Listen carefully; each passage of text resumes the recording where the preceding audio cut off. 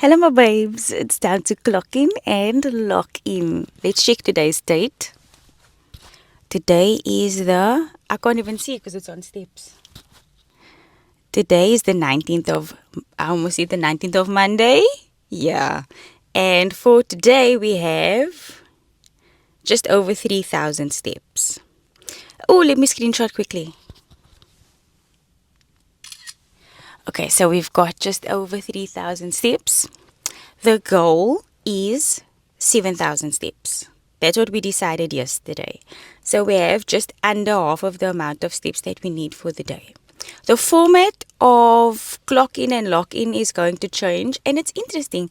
As I was walking this morning, I thought to myself, it's interesting observing myself how I'm adapting to the new habit that I'm forming for myself of taking a walk outside early in the morning, getting that fresh air in. And as the weeks go through, this is the second week, right? In the first week, I was very excited. I was like, yes, I'm going to start this. I'm going to do 3,000 steps. And was it 3,000 or 4,000? I think it was 4,000. Eh? That was the target for last week. I'm going to do 4,000 steps. And I front loaded the day so that it would be easy for me to get the rest of the steps in. I'm going to circle back to this front loading. Okay, then this week I feel good because consistently last week I achieved over 7,000 steps per day. So I'm not worried about getting the 7,000 steps or not, but the excitement isn't there anymore. The excitement of, yes, I'm going to do this, I'm going to walk, oh, there's a car. I'm going to, it's not there. I'm doing it because I must do it. Discipline is starting to kick in now because the motivation is starting to fade a little bit. So let's circle back to front loading your day. When you front load your day, what does that look like? It looks like all those things that you don't want to do.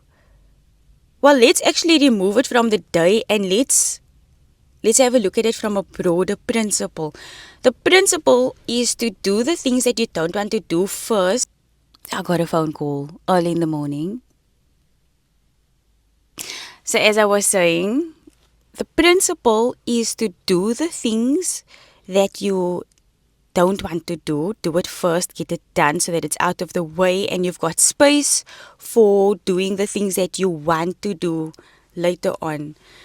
Example, you don't want to wash the dishes. So, what do? Instead of washing the dishes, instead of getting it out of the way, doing it and it's done, the dishes can dry on the drying rack. No, you do the laundry, mop the floor, feed the dog, do the dusting, do the vacuuming. Everything else except the dishes. And when everything else is done, guess what? The dishes still has to get done. And you know what? The thing is, when you do that, the dishes is on your mind. You're doing other stuff and you're still thinking, damn, I still need to do the dishes.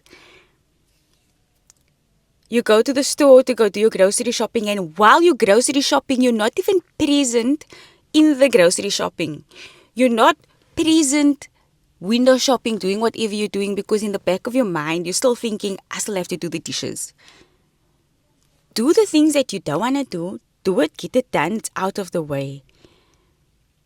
And then the rest of the day is easy. So that was very interesting for me to see how I front loaded the day, got the steps in very quickly, but now that it's 7,000 steps, I need to find... No, what am I trying to say? I'm losing my train of thought here. I feel going into today, last week I felt like, that's easy. I'm going to do this one time, easy, quick, fast.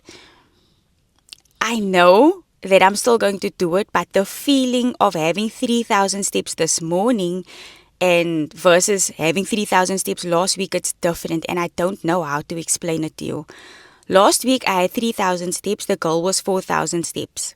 This week The goal is 7,000 steps. I have 3,000 steps. I don't know why it feels different, but it just feels like, damn, I need to knuckle down. I need to hustle and grind. And I don't need to, because last week, for the whole week, I got on average 10,000 steps a day.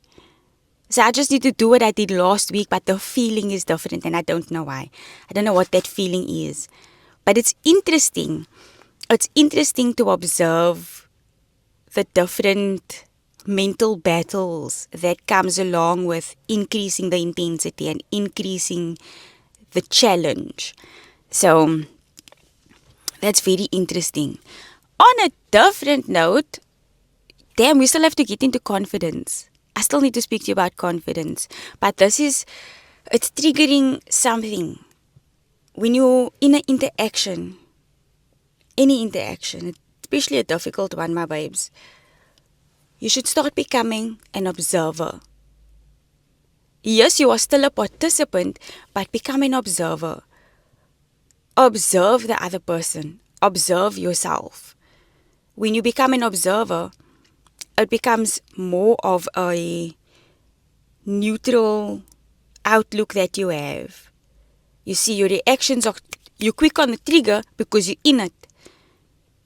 Take a step back, observe the reaction, and you will see that it opens up your mind to help you think a little bit better. But this is a topic that I'm going to unpack.